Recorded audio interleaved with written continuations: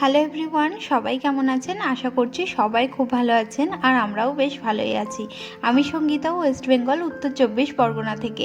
আপনারা কে কোথা থেকে আমার ব্লগটা দেখছেন অবশ্যই কমেন্টে জানাবেন। এখন ঘড়িতে বাজে ঠিক সকাল 7টা আর সবাইকে শুভ সকালের শুভেচ্ছা জানিয়ে আজকের ব্লগটা আমি শুরু করছি। সারাদিনের কাজ, রান্না বান্না সব কিছু মিলিয়ে আজকের ব্লগটা। ভিডিওটা ভালো লাগলে অবশ্যই একটা লাইক, কমেন্ট, একটা শেয়ার করে দিয়ে যাবেন। সকালে ঘুম চোখ খোলা থেকে শুরু করে রাত্রে ঘুমাতে যাওয়ার আগে পর্যন্ত খুঁটিনাটি কতই না কাজ থাকে সংসারে। সব কাজ হয়তো বলেও শেষ করা যাবে না বা ভিডিওর ক্লিপের মধ্যেও আনা সম্ভব নয়। সংসারের যাবতীয় কাজের মধ্যে থেকে কিছুটা কাজের অংশ তোমাদের সামনে তুলে ধরার চেষ্টা করলাম। এখন সকালবেলা ঘুম থেকে উঠে ছেলেকে তুলে দিয়ে ওকে ব্রাশ করিয়ে সোজা চলে এসেছি ঘরে। আজকে ঘরের বিছানা তুলে ঘরের কাজ সেরে তারপরে যাব রান্নাঘরে। সকালবেলা ঘুম থেকে উঠে বিছানা না তুলে, ঘর না গুছিয়ে, ঘর পরিষ্কার না করে হাজারটা কাজ করলেও যেন মনে হয় কি একটা কাজ করা হয়নি, এখনো অনেক বড় একটা কাজ বাকি রয়েছে। হ্যাঁ, সেই বড় কাজটা হলো ঘর গোছানো। ঘর এলোমেলো হয়ে থাকলে অন্য কোনো কাজেই মন লাগে না। আমার মতো এরকম কার কার হয় অবশ্যই জানিও। সারাদিনে যতই কষ্ট হোক, যতই পরিশ্রম হোক, এই জায়গাটা হলো শান্তির জায়গা। এই জায়গায় আসলেই একটু শান্তিতে নিঃশ্বাস ফেলতে পারি। আর এই জায়গাটা পরিষ্কার না করে অন্য কোনো কাজে হাত দিতে পারি বলো?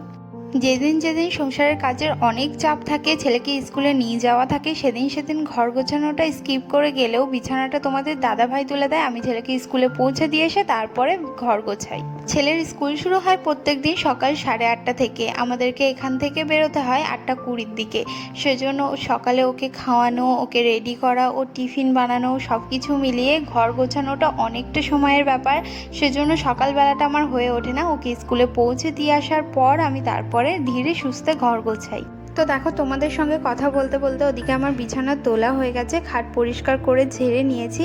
আর এদিকে কম্পিউটার টেবিলটা ময়লা হয়েছিল, মানে ধুলো পড়ে গিয়েছিল। কম্পিউটার টেবিলটাও ঝেড়ে মুছে পরিষ্কার করে নিয়েছি। কিছুটা জামা কাপড় পরেছিল, ভাঁজ করে আলাদা গুছিয়ে রেখে। তো পুরো ঘরটা এখন ক্লিয়ার হয়ে গেছে। আমি ভালো করে ঝাড়ু দিয়ে নিয়েছি।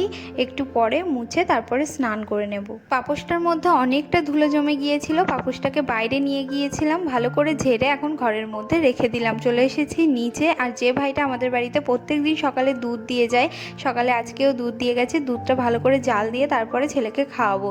আর এদিকে বাবা বলছিল ছাতু খাবে, সেজন্য একটু লবণ চিনি দিয়ে মুড়ি আর ছাতু গুলে দিয়েছি। এখন বাবাকে দিয়ে দিলাম, বাবাও খেয়ে নিচ্ছে। আর এদিকে চলে এসেছি দেখো রান্নাঘরে। আজকে সম্পূর্ণ নিরামিষ রান্না করব। তো আজকে রান্না করছি পটল আলু দিয়ে সয়াবিনের তরকারি।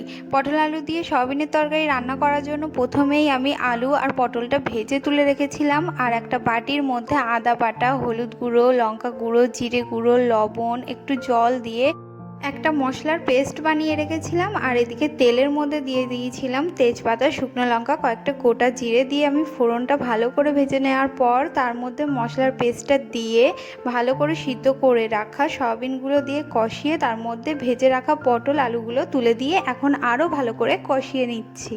তো ভিডিওর মধ্যে সম্পূর্ণ ক্লিপগুলো আমি তোমাদের সঙ্গে শেয়ার করতে পারিনি প্রথম থেকে, সেজন্য আমি ভালোভাবে তোমাদেরকে বুঝিয়ে বলে দেওয়ার চেষ্টা করলাম। তোমরা চাইলেই নিরামিষ দিনে এই রেসিপিটা বানিয়ে ফেলতে পারবে খুব সহজেই। আর এই সয়াবিনের তরকারিটা কিন্তু দারুণ লাগে, যে কোনো ভাত বা রুটি বা পরোটার সঙ্গে তোমরা অবশ্যই খেতে পারো। খুব সুন্দর লাগে এই রেসিপিটা, আমি মাঝে মধ্যেই বানাই নিরামিষ দিনে। তো দেখো, ভালো করে কষিয়ে নেওয়ার পর জল দিয়ে দিয়েছি। কিছু সময় ফুটিয়ে নেওয়ার পর নামানোর আগে গরম মশলা, ঘি দিয়ে নামিয়ে নিলেই হয়ে যাবে। ভাজা আর করেছি ঝিঙে আলু পোস্ত। আমাদের বাড়িতে মোটামুটি সবাই নিরামিষ পদ খেতে ভালোবাসে, শুধুমাত্র আমার শ্বশুরমশাই একদমই নিরামিষ খেতে পছন্দ করেন না। তবে এভাবে রান্না করে দিলে কোনো কথা উনি বলেন না, খেয়ে নেয় চুপচাপ। তো মেনলি ওনার জন্যই আলু পোস্তটা করা। উনি আলু পোস্ত খেতে খুবই পছন্দ করেন, সেজন্য আমি আলু পোস্তটা আলাদা করে করেছি। আর এদিকে আমার রান্নাটা প্রায় শেষ পর্যায়ে, তরকারিটা আমার হয়ে গেছে, শুধু গ্যাসটা অফ করে তরকারিটা নামিয়ে নেব। চলে গিয়েছিলাম ছাদে খরগোশের খাবার দিতে। তো ও আমাদের বাড়ির একজন সদস্য, ওর জন্য সবজি কুচিয়ে রেখেছিলাম, সেগুলোই দিতে গিয়েছিলাম। ছাদ থেকে এসে ছেলেকে বসিয়েছিলাম পড়াতে। তো পড়তে চাইছিল না কোনো মতেই। তারপরে ওর বাবাকে ডাকলাম, ডাকার পরে ওর বাবার কাছে বসে কিছুটা অন্তত মতো লিখেছে। তো এভাবেই সারা দিনটা কেটে গেল আমার। ছেলেকে স্নান করিয়ে খাইয়ে দাইয়ে তারপরেই পড়াতে বসিয়েছি, যেহেতু ওদের স্কুলে 19 তারিখ থেকে পরীক্ষা রয়েছে। তো আমার কাছে একদমই বসতে চাইছিল না, প্রচণ্ড দুষ্টুমি করছিল। তাই ওর বাবাকে বললাম তুমি একটু বসাও। তো ওর বাবার কাছে এক চান্সেই বসে গেছে পড়তে। আমার কাছেও বসে, কিন্তু 1000 বার বলতে হয়, যেটা ওর বাবা ওকে একবার বললে ও পড়তে বসে যায়, আর আমার কাছে বসতে হলে ওকে 1000 বার বলতে হয়, তারপর আমার কাছে পড়তে বসে। তো যাই হোক, আজকের ব্লগটি আমি এখানেই শেষ করছি। ভিডিওটা তোমাদের কেমন লাগলো অবশ্যই জানাতে ভুলো না কমেন্টে।